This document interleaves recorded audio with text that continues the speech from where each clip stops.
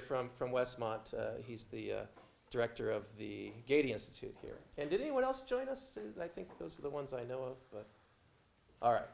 There is a handout for my talk that I sent around. So if it didn't make it to the back row, hopefully there's enough copies of that. And it's the handout is basically just, as you'll see, kind of the different parts of my paper. And then I do quote extensively, or some longish quotes from Willard and one from von Hildebrand. So I put those on the back. And one other thing by way of introduction. So I first presented a version of this paper probably about 4 or so years ago now, when Dallas's Disappearance of Moral Knowledge had just come out, and I was trying to tease out some of the comments he makes about the effects of the disappearance of moral knowledge, and particularly on virtue formation acquisition. So I had already, and I thought this would be a good gathering to revisit. I've been wanting to revisit this paper, so I sent an email to Mark a month or so ago and asked, Mark, where does von Hildebrand talk about these sorts of things? And Mark sent me a whole list of very good sources. And as I was reading those, so I've tried to sprinkle some von Hildebrand into the paper, as you'll see, and sprinkle's probably the key word. But I was convinced as I was reading Hildebrand that this paper, the argument of this paper could be completely rewritten from a more Hildebrandian, is that how you say it? Hildebrandian perspective, and I think it would be just as strong. So it's just interesting to see how much Willard and von Hildebrand were similar in a lot of their theses. So this paper considers the role of an agent's moral knowledge in the process of virtue formation, and considers the effects of what Dallas Willard referred to as the disappearance of moral knowledge on the development of virtue. In this paper, I defend 3 main claims. First, moral knowledge plays a motivational role in virtuous action and formation. The disappearance of moral knowledge degrades or undermines agents' moral knowledge and thereby demotivates virtuous action and virtue formation. And then 3, that claim 2, namely the disappearance of moral knowledge demotivates virtue, is part of Willard's concern about the disappearance of moral knowledge. So I'm trying to say this is part of what Dallas was concerned about. By an agent's possessing moral knowledge, I have in mind a person who's able to represent moral values as they are on an appropriate basis of thought and experience. Of course, moral reasoning may fall short of eliciting knowledge, in that such reasoning may not result in moral judgments that correspond to moral reality and or are adequately justified. Nonetheless, I'm thinking here of cases where an agent possesses moral knowledge understood as appropriately grounded moral judgments that correspond to moral facts. The first question considered in this paper is, what role does possessing moral knowledge regarding, for instance, the moral value of honesty or patience play in the acquisition of virtue? After attempting to provide an answer to that question, I then turn to ask, how does the disappearance of moral knowledge, as understood by Willard, affect the psychological process of virtue development? I then conclude the paper with some thoughts on how one might address this resultant problematic. But to get things started, I want to first motivate this discussion by surfacing a, quote, common story of virtue formation that tends to diminish the significance of moral knowledge. So part 2, the common story. When it comes to the significance of moral knowledge and virtue formation, I would like to suggest that there is a common story that is often told based on the idea that knowledge of what is morally good and bad, right and wrong, virtuous and vicious, can only get you so far in becoming a good person. Contra Socrates, most have thought that you can know the good and fail to do the good. Since knowledge of the virtues is insufficient for becoming virtuous, there arises the following sort of attitude towards moral knowledge. Here's the attitude. It's all well and good to know what's virtuous, what's vicious, and to offer others direct instruction on virtue and vice. But when it comes to the acquisition of virtue, possessing knowledge of what the virtuous thing to do is, or even knowledge of the underlying psychology of virtue, is not where the action lies. Once folks know the virtuous thing to do and what constitutes the underlying psychology of virtuous behavior, the tricky business is how to help persons develop that psychology and become virtuous. It seems clear that to be formed or transformed into this underlying psychology, we need something else besides mere knowledge of virtue. In neo-Aristotelian context, the discussion quickly turns to the role of proper upbringing, imitation of exemplars, practice habituation, weakness of will, practical wisdom, etc. And within Christian context, we might add the virtue formational work of the Holy Spirit, embodied resistance to God, spiritual disciplines, and so on. Now, I should say that I agree with this common story. Indeed, I often tell such a story, which is probably why I think it's a common story. I hear myself say it quite a bit. Perhaps particularly, so maybe this is common with me, perhaps particularly in a Christian educational context in which I have done my work, the presumption is that we all know what is right and wrong, the do's and the don'ts, as it were, and the pressing question is how to become the kind of person who eagerly desires and consistently does the do's and does not eagerly desire and consistently refrains from the don'ts. But as of late, I've grown a bit suspicious of one part of this common story, and that is the part that slides from the realization that no amount of moral knowledge is sufficient for virtue to the assumption that the knowledge component, whatever role it does play, is more or less squared away for most persons who desire to become increasingly virtuous. There are several factors that help explain why persons might quickly pass over the significance of moral knowledge in virtue formation. For one, there is simply the widespread human experience of knowing the good and yet failing to do the good, Aristotle's incontinent person. When we attend to cases in which persons know what is virtuous, desire to some degree to do what is virtuous, and yet do not do it, it seems obvious that moral knowledge of virtue and vice is not at the root of the failure to become virtuous. This gives the appearance that the struggle to acquire virtue lies somewhere downstream of possessing moral knowledge. Second, we owe some of this de-emphasis on the role of moral reasoning and knowledge to Western philosophy's embrace of Aristotelian virtue theory over Platonic virtue theory, or so it seems to me. Plato, via Socrates, famously held the radically intellectualist position that knowledge is virtue. And on most accounts, Aristotle departed from Plato on this point. Since much of contemporary virtue ethics is rooted in neo-Aristotelian conceptualizations, the tendency has been to focus on those concepts most central to Aristotelian virtue formation, which can lead to a subtle dismissal of the role of moral knowledge. Although Aristotle certainly had a place for theoretical reason in virtuous action, when it comes to the moral psychology of virtue acquisition, his main focus lay elsewhere for, again, practical reason, practice and habituation, weakness of will, things like this. Third, some have suggested that the resurgence in virtue ethics within the later half of the 20th century was partly motivated by a sense that the moral framework of virtue can do without objective moral knowledge. For instance, Martha Nussbaum writes, quote, "To many current defenders of an ethical approach based on the virtues, the return to the virtues is connected with a turn towards relativism. The rejection of general algorithms and abstract rules in favor of an account of the good life based on specific modes of action is taken to be connected with the abandonment of the project of rationally justifying a single norm of flourishing life for and to all human beings, with a reliance instead on norms that are local, both in origin and application." End quote. It does seem that treatments of virtue ethics, particularly treatments of virtue acquisition, often proceed without much worry about grounding virtues and vices as knowledge. Choose your favorite virtue or vice from within your philosophical or religious tradition, and the conversation proceeds somewhat abstracted from questions regarding the positive epistemic status of what is and isn't virtuous.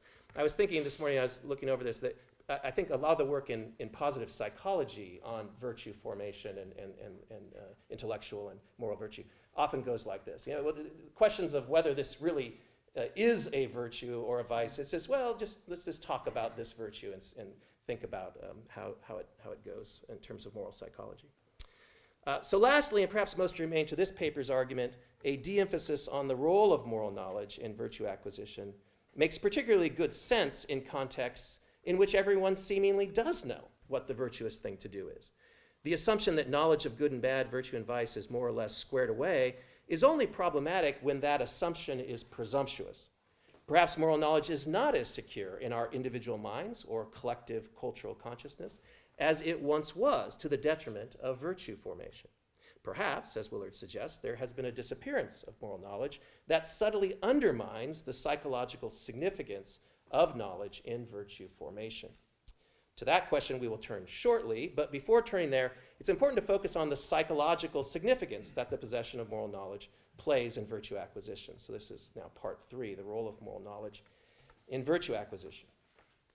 The positive role of moral reasoning and knowledge in virtue formation is, of course, a topic in and of itself. But two things about its role can be said fairly quickly, and I hope fairly non-controversially. But I'm sure there's much more controversy here than I might realize. The first positive role for moral knowledge in virtue acquisition is evaluative in nature. Moral reasoning and knowledge allow an agent to identify what is and is not virtuous so as to evaluate one's need for virtue formation by the identified standards. Without the ability to confidently identify virtue and vice, there would be nowhere to start when it comes to intentional virtue formation, because there'd be no basis on which to properly evaluate one's need for moral change. For example, moral reasoning can help us clearly see the difference between playful belittling humor and disparaging belittling humor, the latter being advice. And by the way, this distinction between playful belittling humor and disparaging belittling humor has been very important in Greg and I's relationship. We've been working for years to get this right, and we sometimes run afoul, but I think we found this virtuous way.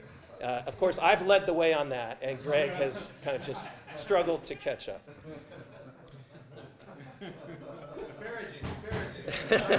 Playful. It all depends on how I feel towards Greg when I make the comment. Without confidence that there is a distinction between these two types of joking, for instance, one would remain ignorant of their need for formation. That is to say, human persons need knowledge of the virtues and vices, often a fine-grained knowledge, in order to know what is needed when it comes to their own or another's virtue formation. A mere hunch, a fleeting sense of shame, or even traditional presumption that X is a virtue is easily shrugged off, whereas knowledge, truth rationally secured, keeps one facing up to the moral facts. The second positive role for moral knowledge and virtue acquisition is motivational in nature. Moral reasoning and knowledge allow an agent to identify what is and is not virtuous, and such considerations lay a psychological constraint on the human will. Willard writes of, quote, desire and will unchecked by reason, and how the disappearance of moral knowledge leaves reason with, quote, nothing to serve but the ends of desire and whatever power it can bring to bear to realize them. While the precise connection between one's moral judgments and the motivation to act accordingly is a matter of debate in philosophy and cognitive psychology, it is a regularly reoccurring phenomenon that people generally feel motivated to do what they believe or know is best to do, or what they believe or know leads to what is best to do. Von Hildebrand discusses this at length in his notion of value response and the important in itself. Hildebrand writes, quote, every good possessing a value imposes on us, as it were, an obligation to give it an adequate response. Later he writes, quote, but for our underlying knowledge of being, of what is, we could not be affected and enriched by the values inherent in objects. We could not give forth an affective response. For both Willard and Hildebrand, a clear and vivid grasp of moral values seems motivational. In her treatment on moral motivation, Connie Rosati writes, quote, moral motivation is a strikingly regular and reliable phenomenon. Throughout social life, in both our personal relations and public interactions, we take it for granted that moral judgments dependably, if not unfailingly, motivate, that they effectively influence and guide how people feel and act, end quote. Moral motivation is a particular instance of normative motivation, when we make normative judgments about, for instance, what is healthier to eat, or which paint color looks better, or which route is the quickest way to our destination. We are, all else being equal, moved to act in accordance with those normative judgments. A vivid grasp of, for example, honesty as a virtue acquaints us with the intrinsic and extrinsic value of honesty. It's not our mere intellectual assent to the claim honesty is a virtue, but rather we come to perceive that honesty is a constituent of a life lived well, and that lying is a constituent of a life lived poorly. We come to perceive how lying to others devalues them, erodes trust, and treats those we lie to as means to our own ends of self-protection and self-enhancement. When we have clear-headed knowledge of a vice like lying, we begin to see it for what it is, and we come to not want it to be true of us. And as we see the goodness of honesty, the integrity that it brings to oneself, the honor and respect it shows to others, we tend to be motivated towards virtue and away from vice. The resultant motivation is not just that we want to act virtuously, but we want to do the hard work of becoming virtuous. Again, although the motivation that comes from moral knowledge is inadequate or insufficient to bring about virtue on its own, moral knowledge still plays a needed motivational role in the psychology of virtue formation. The motivational influence of moral knowledge can be seen in the tendency towards rationalization in moral deliberation.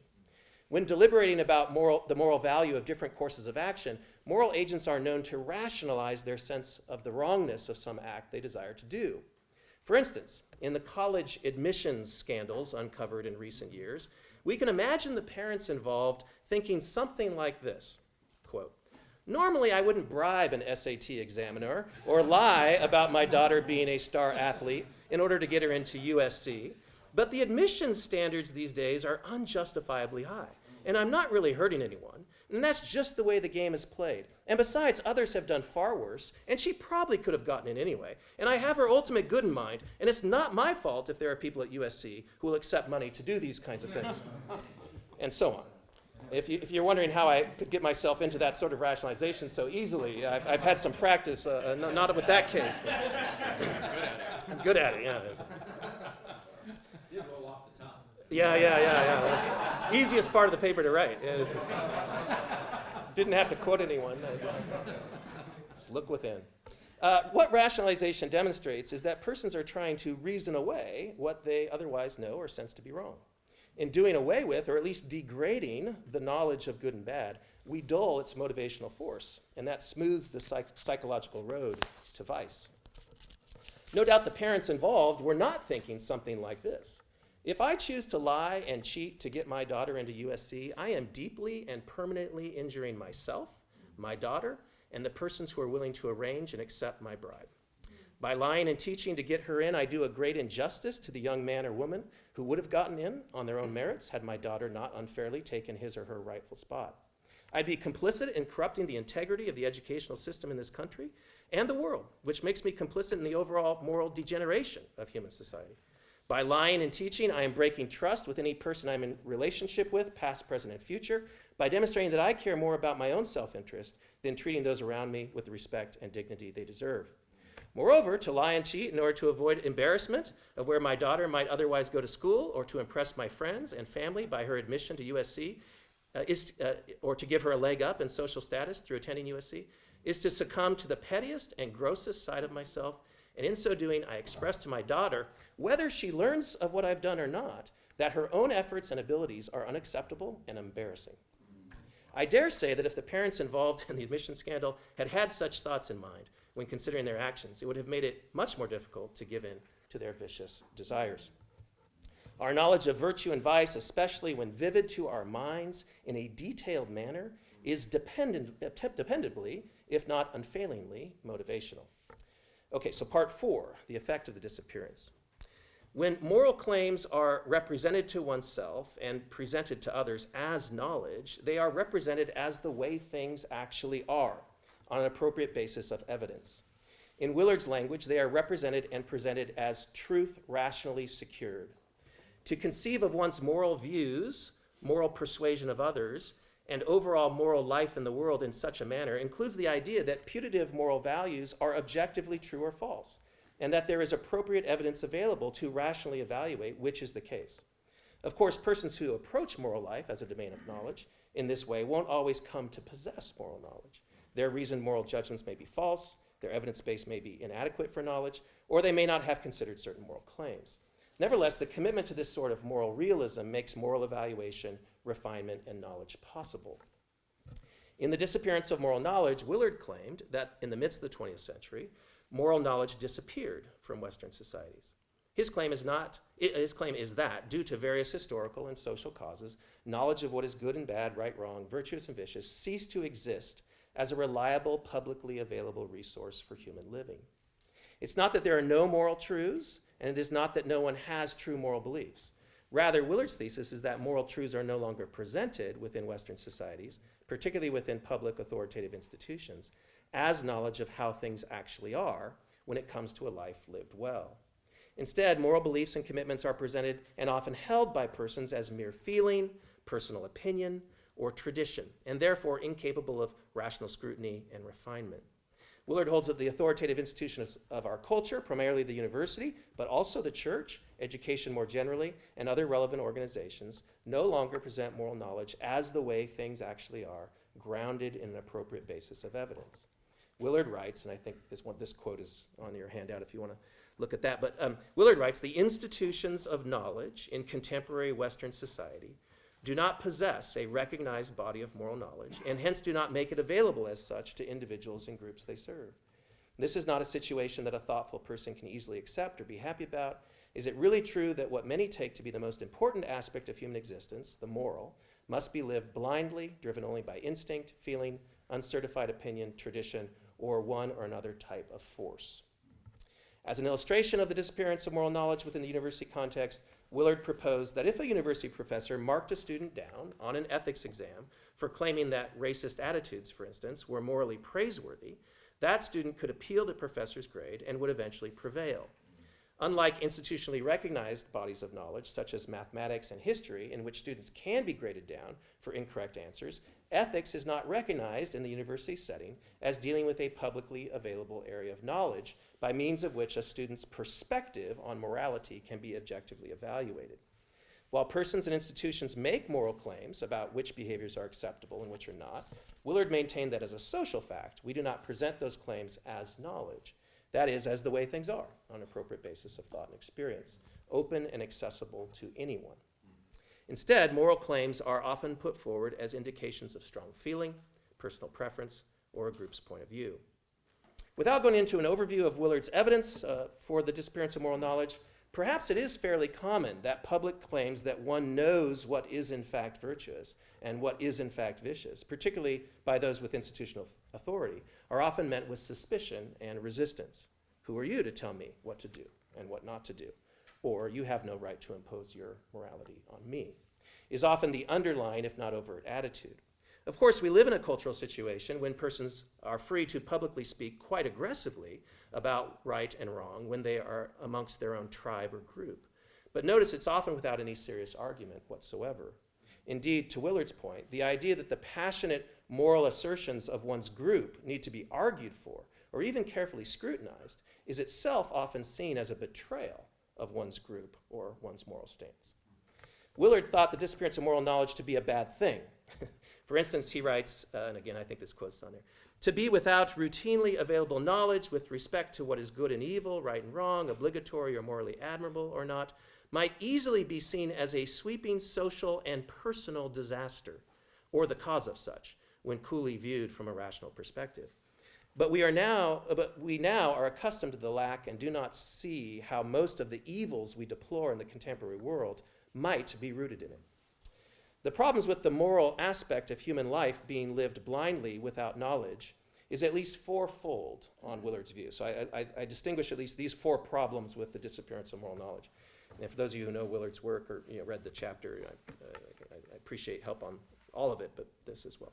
So here's four problems with the disappearance. First, a society's ability to refine public morality in order to develop a more just society depends on the idea that there is moral progress to be made and a publicly accessible standard for assessing that progress and calling for moral reforms.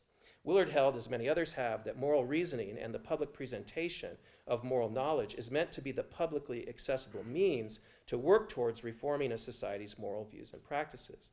When moral knowledge disappears as a public social fact, there is no agreed upon basis for moral progress in a society. Second problem, the primary way to pass on moral knowledge in a society, according to Willard, is through culturally embedded authoritative institutions that present morality as knowledge. Willard writes, and I think this quote is quite interesting, he writes, "For broad dissemination within society or transgenerationally, even minimally elaborate bodies of knowledge, not to mention very complicated systems, require that there be institutions to preserve, refine, and transmit that knowledge within the larger human scene. Only in this way can knowledge be an available resource for living generally. That means that there must exist institutions that are authoritative, that function as they do because of their widely conceded and justifiable claim to be bearers of knowledge. For knowledge to be available to individuals and groups is almost totally a matter of there being credible institutions which make it available through recognized processes of human interaction. When schools and churches, for example, do not present moral claims as knowledge, moral wisdom from previous generations is lost, and the very idea of there being a good, better, and best form of life becomes suspect. A third negative result is that without publicly accessible moral knowledge, moral persuasion degenerates into expressions of strong feeling, ridiculing one's opponent, angry dismissal of the other side, groupthink, ideological and political power plays, and other forms of force. Lastly, and connected to what has come before in this paper, there is a way in which the disappearance of moral knowledge in one's social setting disrupts the motivational role that moral knowledge is meant to play in the psychological development of virtue. On this point, Willard writes, the entire point of morality is to restrict and guide individuals and groups by preventing, saying no to desires that are wrong and inappropriate. There needs to be a basis of power and authority from which these statements can be consistently referenced so that they can be applied. Otherwise, there is no confident means through which a society can actually begin to produce and train the kinds of people who actually are willing and able to live moral lives individually and corporately. It appears Willard thought the motivational force of an agent's moral judgments depends in some part on publicly available moral knowledge. The basis of power and authority from which moral statements can be consistently referenced is hard to sustain at the individual level if it's not reinforced at the societal level. Willard writes, quote, desire is what poses the problem for choice, and one must have knowledge of good and evil, right and wrong, to counteract desire. He goes on to say, one of the main lessons we learn through the study of ethics is that our feelings and desires are not our will. But many people in our culture today, due to the disappearance of moral knowledge, do not know that. They think their desires are their will, and that is the source of the many deplorable situations that we face in our lives. I do think it's interesting here that the moral knowledge that Willard thinks has been lost is the distinction between desire and the will, so it's not just moral knowledge of X is a virtue and Y is a vice, but it's moral distinctions about the human will and moral psychology that he thinks we need to understand. I had a long conversation with my daughter when she was in 8th grade about the distinction between her desires and her will. And it was an important conversation. The failure to see the distinction between one's desire and one's will is essential for moral agency. And of course, one must have moral knowledge to evaluate one's desires in order to exercise their will accordingly. When moral knowledge disappears from a society, it becomes easier for moral agents to neglect such evaluation and or degrade the force of their moral intuitions. For instance, to fail to recognize that to lie is to disregard the value of others, and instead come to understand one's sense that lying is bad as mere feeling or tradition or uncertified opinion, is to undermine the way that moral judgments are meant to function in human moral psychology. Without a vision of the good life as truly good, and the human will as distinct from desire, human desire is left to want what it wants, without the constraint of knowing what is good, better, and best, and bad, worse, and worst. Knowledge of virtue and vice, right and wrong, good and bad, recognized as knowledge, provides an authoritative basis and power for ordering and constraining one's desires. But access to this authoritative basis degenerates and in fact disappears when the authoritative institutions of Western culture cease presenting moral knowledge as publicly certifiable. Last part here is a way forward. So assuming the public disappearance of moral knowledge has this deleterious effect on virtue formation, what is one who is unhappy with this state of affairs to do? I conclude with 3 quick thoughts. First, the obvious thing to do is to reclaim moral knowledge in one's society. But at least when it comes to the Western University, Willard thought the success of that project unlikely. Indeed, it is difficult to imagine how a vast majority of American universities would find a consensual basis for teaching and presenting ethics as knowledge. Certainly, there is widespread pressure to hold certain moral positions in the contemporary university, but that pressure is not presented as knowledge, and it is difficult to imagine any agreed-upon basis by which to do so in the contemporary university setting. Nevertheless, all is not lost.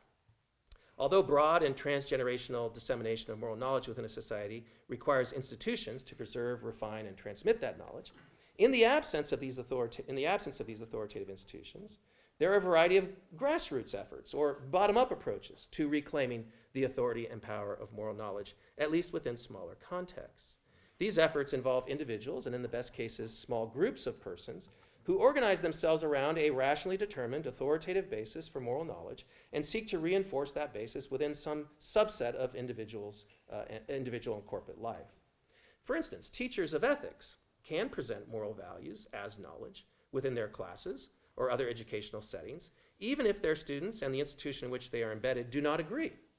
Willard writes, quote, "It is the responsibility of our institutions of knowledge to make moral knowledge available in the extent to which that is possible, not by teaching rules, not by imposing condemnation or praise, but by the dispassionate analysis and communication of the natures of virtue and vice and character." Willard was against moralism, where moralism is understood as some sort of authoritarian insistence that certain things are right and wrong. Despite a high view of the role of institutional authority, Willard did not think the way to wield this authority is by brute insistence or an explicit appeal to one's own or one's group's credentials. Willard understood that teaching ethics by appeal to power and privilege would backfire. Teaching ethics as knowledge, on the other hand, allows students the possibility of coming to see for themselves how what is put forward is true. In this regard, it's important in teaching ethics to not appeal to abstract principles and generalizations, Willard thought. Rather, as Willard writes, the natures of virtue and vice and character will need to be illuminated for our students so that they can see at a more fine-grained level the goodness and badness of which we speak. On this point, Willard repeatedly quotes Hume's inquiry concerning the principles of morals, where Hume writes that the end of moral speculation is, quote, "the proper representations of the deformity of vice and the beauty of virtue." Willard goes on to say, "To deal thoroughly in lectures and discussions with the details of specific cases of right doing and wrongdoing, of virtue and vice, does not of itself put one in the posture of paternalism, manipulation, and indoctrination. Our task," he says, "as teachers is not to control behavior or belief, but to help students achieve understanding. In no area is that more important than with reference to morality." My final appeal to what might help is to something in von Hildebrand's Transformation in Christ. There, Hildebrand says that virtue formation is, quote, "linked to a process of awakening to an ever-increasing degree of consciousness, as opposed to unconsciousness." He writes, and this quote is there, it's a rather lengthy one, it's on the handout again. He writes, "The behavior of unconscious persons is dictated by their nature. They tacitly identify themselves with whatever response their nature suggests to them. They have not yet discovered the possibility of emancipating themselves by virtue of their free personal center from their nature. They make no use as yet of this primordial capacity inherent in the personal mode of being. Hence, their responses to values, even when they happen to be adequate, will always have something accidental about them. Their attitudes lack that character of explicitness and full consciousness, which is a prerequisite of meeting in a really apposite way the demand embodied in the values. For what the values claim of us is not assent pure and simple, an assent which might as well be a fortuitous efflux of our natural dispositions. It is a fully conscious, rational, and explicit assent given by the free center of our personality. By such an answer alone does a personal being adequately honor the values and their call, which is addressed to each of us in sovereign majesty, irrespective of his individual dispositions. For Hildebrand, there are various kinds of false consciousness, I understand, and unconsciousness with which humans are vulnerable, some states of which seem, on my reading, to be influenced by the milieu, or what he calls flow of events, in which one lives. Speaking of the importance of daily practices of wakefulness, Hildebrand writes, quote, "Many people allow their spiritual life to be submerged in a certain trivial atmosphere which deforms their character." Here I find myself wondering whether Willard and Hildebrand are, once again, birds of a feather. There is, Willard claims, something about our milieu that can submerge us in the trivial. And this makes me wonder whether Hildebrand's encouragement of daily practices of wakefulness to what is morally real and serious is another way to maintain the sort of psychological constraint that a vivid grasp of moral value is meant to play in the development of virtue. So in conclusion, when it comes to virtuous action and virtue formation, I have argued that there is a tendency to leave knowledge of the virtues and vices to the side and focus instead on other factors involved in acquiring virtue. But to do so leaves out a necessary feature of virtue acquisition, the vivid awareness of the value of virtue and disvalue of vice that plays both an evaluative and motivational role in the acquisition of virtue. Given the current moral climate in the West, what Willard describes as the disappearance of moral knowledge, representing the beauty of virtue and the deformity of vice, is urgently needed and increasingly challenged. Thank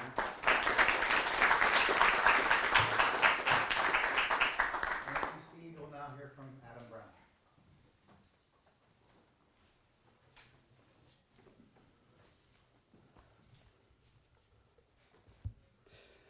Thank you for having me. I'm honored to be here and to comment on Dr. Porter's paper. He has a strong following at my school, Biola University, and I'm honored to study there as a student of philosophy and of divinity. I'm also very grateful to the Hildebrand Project and to Dallas Willard, who have awakened me to the world of values and the beauty of our Christian faith, tradition, and personhood. As a Reformed Presbyterian, I cannot express enough how much Hildebrand and Willard have helped me grow in gentleness and reverence. I've heard that some Presbyterians breathe fire, but I've been reduced to just warmth with some conviction, though. Overall, my impressions of Dr. Porter's paper, I'll give those first and go into a few comments. I agree with this conclusion and did appreciate the dialectical form, which reminded me of Willard's writing. I think some of the points in the lists stand out more than others or could be expanded. So my first recommendation for you would be to decide for yourselves which ones are more pressing. I think he could have shared more directly about the role of beauty in moral knowledge, how it makes us beautiful. Finally, he offers a joint solution forward, which is good, but it seems a little broad for prioritizing applications. Now I will share some key questions for you to consider and navigate with me. Of course, this is not exhaustive, but I hope you will find it helpful to expand your own ideas. The first thing I want to call attention to is the common story and some reasons for the de-emphasis of moral knowledge in contemporary culture that inhibit virtue formation. Dr. Porter mentions this problem with the common story that is quite prevalent today. The assumption that moral knowledge is more or less squared away for most people and that the real work of virtue formation lies downstream, as he said. This causes us to shift our focus away from moral knowledge and onto processes and action. Perhaps more accurately, our focus shifts away from the disappearing of moral knowledge that's happening behind the scenes. This problem is not a subtle undermining of virtue formation, but perhaps a more radical one, because the very virtues and vices become elusive or syncretized in our culture. Consider what Willard calls, quote, one of the major miscues of ethical theory since the 60s having been its total absorption into social and political issues. Interesting is that this is where, more or less, the shift from modernism to postmodernism took a foothold on our culture. Willard calls it the secularization of the university. Carl Trueman and Philip Reif use the idea of transition to psychological man. And Charles Taylor calls it the transcendent to the immanent frame. All of these are describing a kind of distrust in authorities beyond the self to provide a ground for moral knowledge. This occurred slowly and then rapidly in a process of reification in culture that resembles the disappearance of moral knowledge, and something like what Willard describes as Lecky's zeitgeist from the reading. I'm sure many of you can remember the days when many regarded postmodern relativism self-contradictory and stupid. Yet it permeated culture, and despite its logical incoherence, now our kids are infested with a boiling pot of narratives. In a postmodern world, among other things, institutional authority is rejected in favor of psychological authority. The meta-narrative for many narratives, the blessed gospel for a social one. Well, there's many of those too. But that's not all. What is deconstructed must also be reconstructed again. So you thought the worst part was the deconstruction, but the reconstruction can be just as bad. Language is manipulated to join these narratives together, replacing what is old with what is new, and what results is that knowledge becomes seen as more informational, coming and expiring fast. One such example of this is described in Abigail Favale's The Genesis of Gender, in which she describes how objective, institutionally driven versions of support for women in society transformed in waves of feminism and merge with radical transgender ideology today. Willard refers indirectly to this kind of phenomena in his discussion of the resiliency of rights, rights language, which, in his words, survive the emotivist onslaught, not because they are objective or truth-bearing, but because of their social and political weight, more or less. So what is love? Is it the union between a man and a woman, or is it more than that? Are we being closed-minded and uneducated? What is freedom? What is justice? What is tolerance? You get the drift. Now there is widespread confusion about what virtues are, which virtues are virtues, who is the authority, and how, if possible, do we obtain them. When you blend these concerns, you get some pretty syncretistic results. So I want to say that if moral knowledge disappears and we go on with our focus averted, then virtue formation does not become subtly subverted, but seriously challenged. Not only have desires become confused with willing, but with the whole person as part of identity claims. The next, another question we might ask is whether the role of moral knowledge as evaluative and motivational is sufficient for our analysis. To say that moral knowledge is evaluative means something like it leads to deliberation or rationalization in the case of the USC college scandal. To say that it is motivational is to introduce a kind of psychological push, or in some cases, binding towards what is virtuous. Now, I happen to like these distinctions that Dr. Porter gives, but I feel like Hildebrand and the phenomenologists offer us a little bit more. I think that Dr. Porter leans this way when he discusses the phenomenon that emphasizes their combination.